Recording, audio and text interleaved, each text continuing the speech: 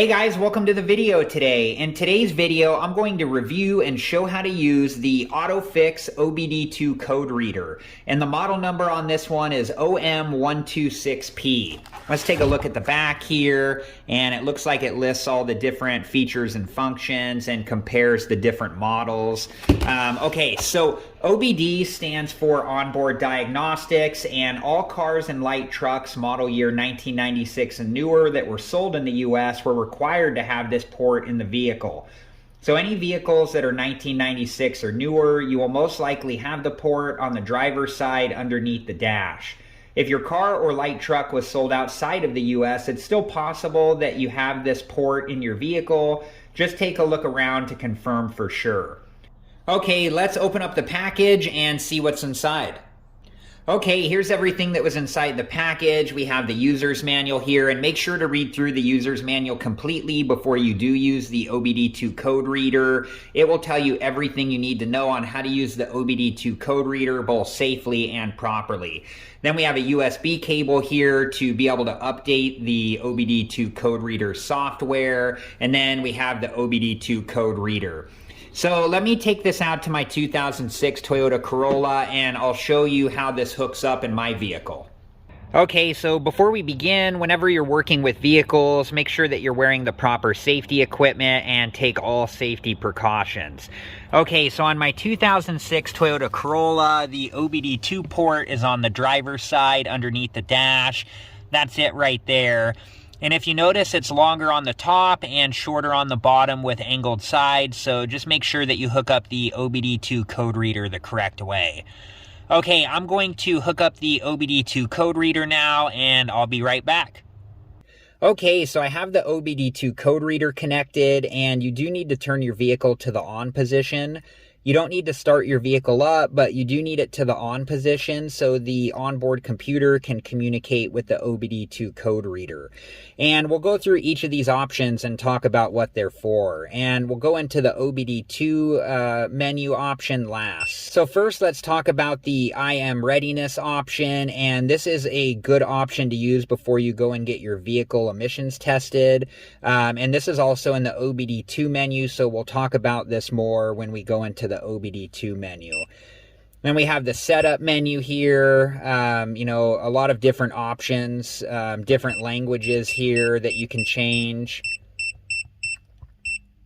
and unit of measure between metric and English, and you can have the beep on or off. We'll turn it to off for this video.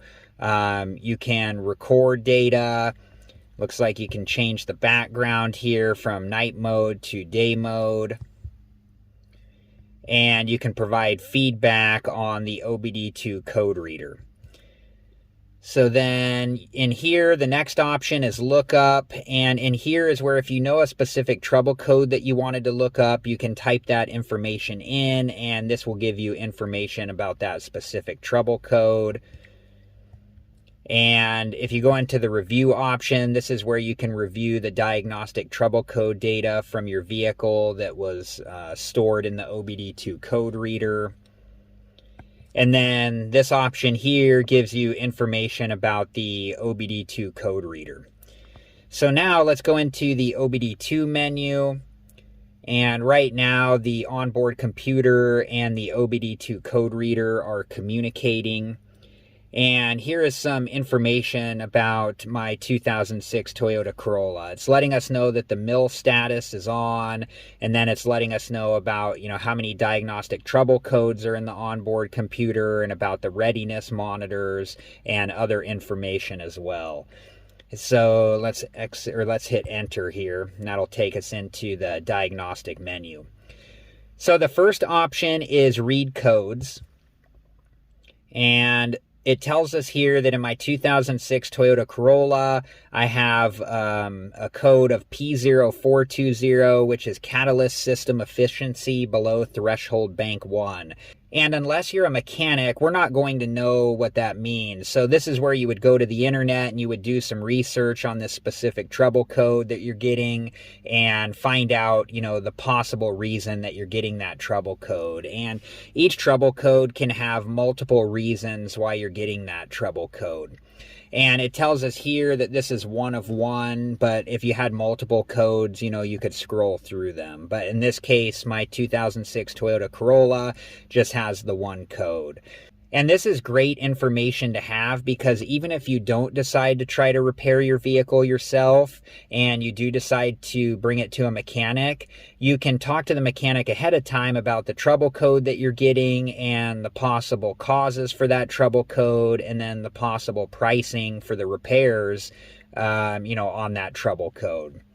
So let's exit out. The next option is erase codes, where you can erase the trouble codes in your onboard computer. And if you do this, it will turn off the check engine light. I'm not going to go into this option because I don't want to erase the trouble code because I haven't made the repair yet. So IM Readiness, this option here tells us about the readiness monitors in the onboard computer. And I do have a video that explains this in detail that I'll link at the end of this video. And if you're interested and have time, please check it out. But this is a great option to use before you go and get your vehicle emissions tested, just to let you know the status of the readiness monitors in your onboard computer.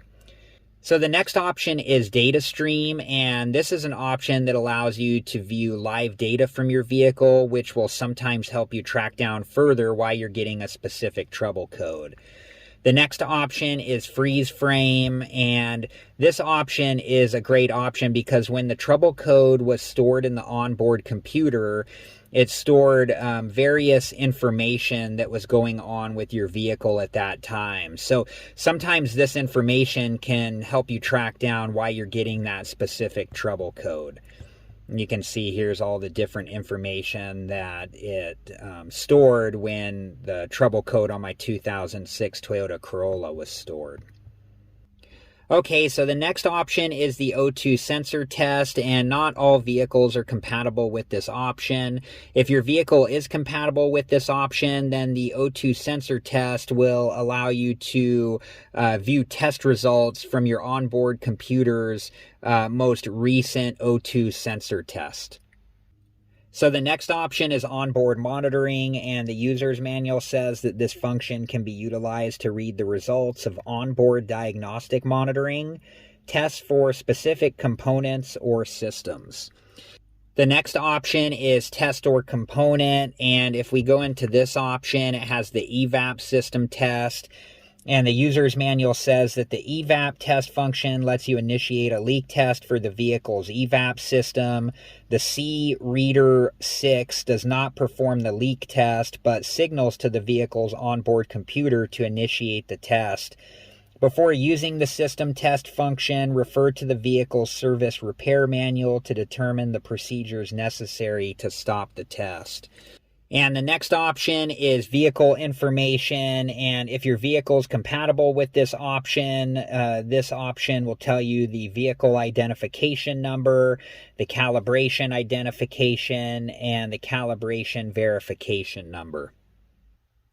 Okay, so that was the Autophix OM126P Code Reader, and I think this is a great code reader. And the read codes option is a great option, even if you decide not to try to repair your vehicle yourself and you decide to bring your vehicle into a mechanic to have them repair the vehicle. This information is really valuable. You can talk to the mechanic ahead of time about the trouble code or trouble codes that you're getting, and, you know, the reasons you might be getting that trouble code or trouble codes, and then the pricing for those types of repairs. Also, the IM Readiness option is a great option to use before you go and get your vehicle emissions tested, and it will let you know the status of the readiness monitors in your vehicle's onboard computer. So I hope you guys have enjoyed this video, and thank you so much for watching. Please like, subscribe, and comment, and I hope to see you guys in the next video. Have a good one. Thank you guys for watching. Please like, subscribe, and comment, and if you have the time, check out these other great videos.